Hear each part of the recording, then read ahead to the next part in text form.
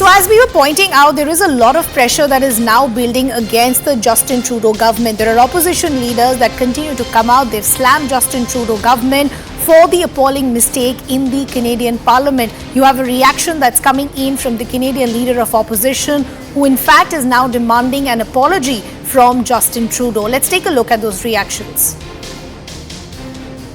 Mr. Speaker, the question was for the Prime Minister, because indeed it is the Prime Minister's sole responsibility to guarantee the diplomatic success of major world leaders who come to this country. It is the Prime Minister whose government is responsible for both security and diplomatic vetting of everyone that comes in close proximity of a foreign leader on Canadian soil, particularly a foreign leader who is at war. The government has now admitted that they vetted everyone who was in attendance that day. Will the Prime Minister apologize for having vetted this individual and letting him come anyway? Mr. Speaker, like all members of this chamber, I am incredibly disappointed in the fact that this individual was invited, as you yourself, Mr. Speaker, have confirmed by you, was recognized in the gallery. I found out, just like every other member in this House at that time, that this individual was present. This is deeply embarrassing for us as parliamentarians, as Canadians, and it is something that I think all of us take extremely seriously, and I would ask my honourable colleagues not to politicize this moment. Mr. Speaker, the Prime Minister is responsible. He is in Ottawa today. He can get on his feet and answer for his massive diplomatic embarrassment and shame. Stand up. That minister admitted that the government vetted every single person that was here for the speech. That was the job of the government, which has an entire security and diplomatic apparatus set up for that purpose.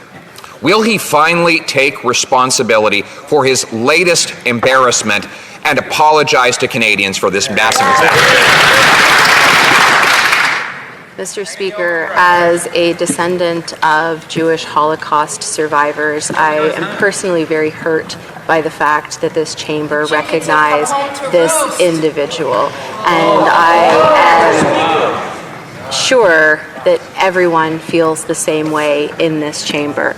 The Parliamentary Protective Service had the appropriate screening in place to ensure the security of last Friday's event, and that is what I was referring to, Mr. Speaker. But what I can continue to say is that we all must take this seriously. It is the job of the Government of Canada, the Privy Council Office, which is the Prime Minister. And those are reactions that were coming in from the opposition. As we pointed out, the leader of opposition in Canada now demanding an apology from Justin Trudeau. Our colleague Siddhant continues to be with us. Siddhant, while of course it's a convenient narrative to pick up as far as the opposition is concerned to try and corner Justin Trudeau, but just as far as the lapses that we've seen, there is a very clear vetting process that takes place for anybody to be felicitated in any parliament. This shows that there was absolutely no protocol that was followed. That's absolutely right, and you know, even many believe that that what Justin Trudeau is doing, or perhaps the miscalculations that that his team is doing, will go down in history of Canada, because the way he is causing embarrassment to the country, and the way his calculations are proving to be a disaster for foreign policy, for domestic policies, is something which him and his team is unable to perhaps justify. Even look at the statement that he made yesterday on inviting a Nazi to the House of Commons. He had to say that, well, you know, it's an embarrassment. He pointed out that, you know, it should not give edge to Russians. So that was a statement which came out. There wasn't any apology. There wasn't any sort of regret to what happened. So that is Justin Trudeau, and perhaps not just the international community, but now his own people have realized that he has lost the administrative skills. His calculations are going wrong. And interestingly, today India is hosting Indo-Pacific summit of the for the armies, and the Canadian Army is participating. And the Canadian Army is going to stand shoulder to shoulder with the Indian Army today. And they're saying that we don't have to do anything with what accusation Mr. Trudeau has made. So, on one end, you are giving commitment. Canada is committed to the cause of Indo-Pacific theater. On the other end, Mr. Trudeau is, making accusations for the vote bank politics and spoiling Correct. the entire Indo-Pacific strategy.